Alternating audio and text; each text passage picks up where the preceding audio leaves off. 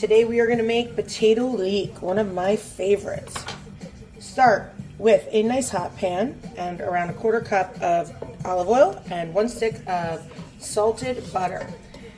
Going to get that melting down, and we are going to add in 3 stalks of celery that have been small medium diced, 4 cloves of garlic that have been minced, 1 white onion small diced, and half of a shallot small diced.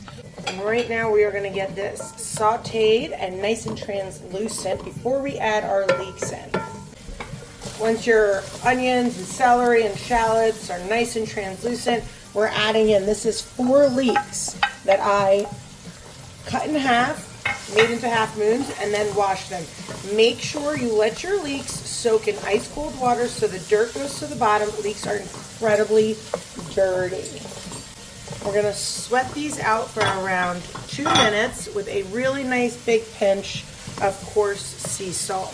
That will help release all the sweetness from the leeks. So now I am adding 4 russet potatoes that I just rough chopped and peeled into our pot. And then I'm covering it with 4 cups of veg stock. We are going to let this go low and slow until those potatoes are super tender, and then we will finish the soup. Let's check on our soup. Oh yeah. Now the goal here is to have the potatoes be super tender. Oh, they're falling apart. Beautiful. What I'm going to do is I have an immersion blender, and we're going to give it a zap. Now I like creamy potato leek, but I don't mind if it's a little chunky, but I kind of play it by ear as I go. So we're just going to give it to see the consistency. And then I also add at the end 1/4 cup of heavy cream. You can opt out if you don't want to make it with cream, but it does give this restaurant quality, creamy, smooth velvetiness to it. So I like to do it while I'm blending. There we go. Oh yeah.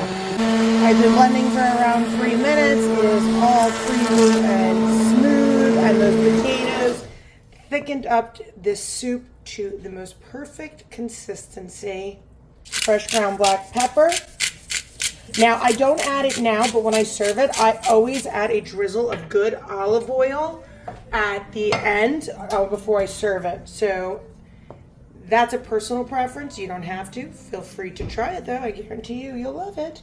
And a real nice handful of good salt, the flaky sea salt. And we're going to let this sit and cool before we pour ourselves a bowl. I already know how big it is, but I want to share it with you. Do you see that nappe, that beautiful coat at the back of the spoon? I got some crostinis done. Oh my God. So I drizzle a little bit of olive oil when I plate it out, but absolute perfection. It's another win for Soup Sundays.